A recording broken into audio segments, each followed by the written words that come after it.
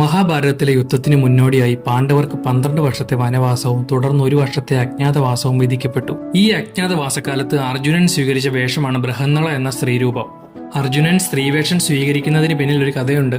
ഒരിക്കൽ അർജുനൻ ഇന്ദ്രലോകത്ത് നൃത്തം പഠിക്കുവാനായി പോവുകയും അവിടെ വെച്ച് ഉർവശി എന്ന അപ്സരസിന്റെ പ്രണയാഭ്യർത്ഥന നിരസിക്കുകയും ചെയ്തു. ഇതിൽ കോപിച്ച് ഉർവശി അർജുനനെ ഷണ്ടനായി പോകട്ടെ എന്ന് ശപിച്ചു. എന്നാൽ ഇന്ദ്രൻ ഇടപെട്ട് ശാപത്തിന്റെ കാലാവധി 1 വർഷമാക്കി ചുരുക്കുകയും അത് പാണ്ഡവരുടെ അജ്ഞാതവാസകാലത്ത് ഉപയോഗിക്കാൻ കഴിയുന്ന ഒരു വരമായി മാറുകയും ചെയ്തു. ഈ വരമാണ് അർജുനൻ അജ്ഞാതവാസകാലത്ത് ഉപയോഗിച്ചത്. അജ്ഞാതവാസം ആരംഭിച്ചപ്പോൾ പാണ്ഡവർ വിരാട രാജാവിന്റെ കൊട്ടാരത്തിൽ പല വേഷങ്ങളിൽ പ്രവേശിച്ചു. അർജുനൻ സ്ത്രീവേഷം സ്വീകരിച്ച് ബൃഹന്നള എന്ന പേരിൽ വിരാട രാജകുമാരിയായ ഉത്തരയുടെ നൃത്ത സംഗീത അധ്യാപികയായി ജീവിച്ചു.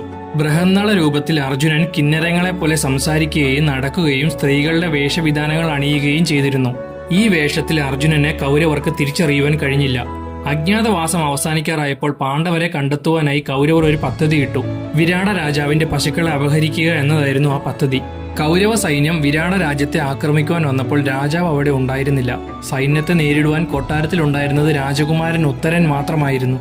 ഉത്തരന് യുദ്ധം ചെയ്യുവാൻ ഭയമായിരുന്നു. ഈ സമയം ബൃഹന്നള ഉത്തരന്റെ തേരാളിയായി യുദ്ധഭൂമിയിലേക്ക് പോകാമെന്ന് സമ്മതം മൂളി. യുദ്ധകളത്തിലെത്തിയ ഉടൻ ബൃഹന്നള രഥം നിർത്തി.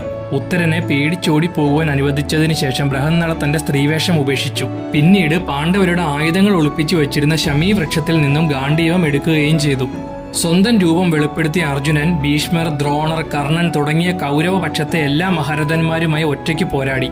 ഒടുവിൽ കൗരവ പടയെ പൂർണ്ണമായും പരാജയപ്പെടുത്തി പശുക്കളെ തിരികെ എത്തിച്ചു.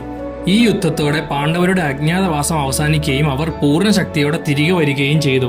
ഇതായിരുന്നു അർജുനൻ സ്ത്രീയായി ജീവിക്കുകയും പിന്നീട് യുദ്ധത്തിൽ പങ്കെടുക്കുകയും ചെയ്ത കഥ.